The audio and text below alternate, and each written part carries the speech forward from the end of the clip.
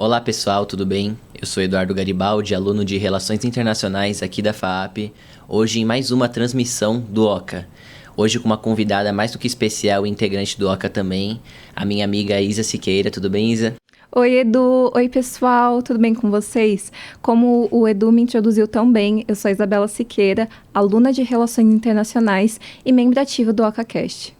Bom, pessoal, algum de vocês imagino que estejam hoje aqui através do nosso vídeo postado no TikTok a respeito sobre a tragédia que aconteceu em Ruanda no ano de 1994. Inclusive, pessoal, para aqueles que ainda não assistiram, vale a pena conferir esse e outros conteúdos nas redes sociais do OCA.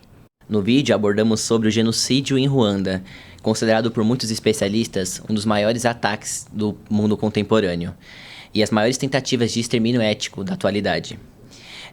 Cerca de 800 mil mortos em apenas 100 dias de guerra. O conflito teve origem nas tensões entre os povos Hutus e Tutsis, mas algo que pouca gente comenta é a raiz histórica dessa rivalidade, né, Isa? Isso mesmo, Edu. Alguns pesquisadores apontam que essas duas etnias não tinham uma rivalidade histórica, mas que isso foi fomentado conforme a colonização foi invadindo o seu país. Porque nós tínhamos, Edu, alguns colonizadores que colocavam nesse discurso deles como uma exaltação ao povo Tutsi e uma inferiorização do povo Hutu. Esse é só um dos muitos exemplos, né, de como que as invasões europeias e neocoloniais, de fato, agravaram os conflitos entre os povos africanos, né? Mas antes de falarmos, de fato, sobre esses casos, é importante a gente ter um conceito essencial para poder entender melhor esse processo de colonização e o próprio processo de conflito entre os estados africanos. As fronteiras artificiais. A África é um continente riquíssimo em cultura e enorme em diversidade, e principalmente étnica, e hoje são mais de 500 etnias, mas você sabe quantos estados de fato existem atualmente? Apenas 54. Pois é, o Edu, ou seja, nós temos centenas de etnias agrupadas em 54 países. Sim. É óbvio que isso traria conflitos ao longo da história, né? Com certeza. Bom, esse processo é chamado, como você bem disse, de fronteiras artificiais. Ele foi imposto durante a Conferência de Berlim, chamado de Partilha da África, onde as potências europeias ocidentais impuseram essas fronteiras retas que pouco levavam em consideração as diferenças culturais, étnicas e históricas dessas diversidades de povos. Com certeza, você está mais do que correta, porque além da exploração de recursos de mão de obra, que já é herança colonial na maioria dos países, essas fronteiras forçaram etnias historicamente rivais a conviver no mesmo espaço e sob o mesmo governo, principalmente, né? Países como a Nigéria, a República Democrática do Congo, Quênia, Burundi, Uganda, Zimbábue e até Gana são exemplos de nações que enfrentaram as consequências deste processo de colonização.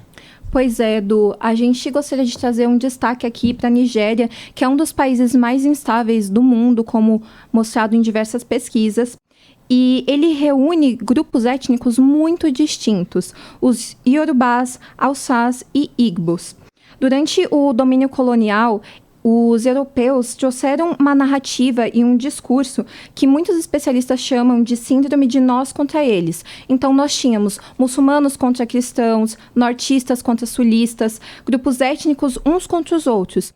E assim como grande parte dessas nações, desses estados, a Nigéria também passou por uma guerra civil. E assim, é muito difícil de calcular o número de vítimas desse acontecimento, mas estima-se que entre 500 mil e 3 milhões de mortes. De fato, e também a República Democrática do Congo é um outro caso muito emblemático dessa situação, né? O país tem a mesma extensão territorial que a Europa Ocidental e abriga mais de 250 grupos étnicos. A colonização começou como uma propriedade privada do Leopoldo II, sob o nome de Estado Livre do Congo. Mas antes mesmo de virar uma colônia da Bélgica, esse período foi um dos mais violentos da história africana, com estimativas de até 10 milhões de mortos. Quando a Bélgica finalmente se retirou em 1960, deixou para trás um cenário de caos político. E as guerras civis persistem até hoje. Pois é, Edu. Casos como Ruanda, Nigéria e República Democrática do Congo mostram que os efeitos da colonização, eles ultrapassam a esfera econômica. As fronteiras artificiais e as manipulações de identidades deixaram marcas profundas, ainda visíveis nas instabilidades políticas e sociais de muitos países africanos. Compreender esses processos é essencial para analisar o presente e entender os reais desafios da construção dos estados no continente africano. A história da África é, acima de tudo, uma história de resistência e a repercussão e reconstrução de diversidade no continente. E, acima de tudo, é essencial entender essa história para compreender o que será feito a partir de agora. Muito obrigado a todos que estiveram aqui assistindo mais um episódio do nosso podcast. Quero agradecer também a você, Isa, por estar aqui compartilhando esse momento, desfrutando desse momento num episódio tão interessante como este. Muito obrigada, Edu. Foi uma honra estar aqui hoje com vocês. Quero agradecer também a equipe que fez esse podcast acontecer. Então vamos lá. O áudio por Alzírio Tonin, playout por Isabel Marques, direção de imagem por Micael Roira, roteiro por mim e pelo Edu, a produção por Isabel Marques e Igor Lopes e a coordenação do professor Lucas Leite. Muito obrigado e até mais. Obrigado, pessoal. Tchau, tchau.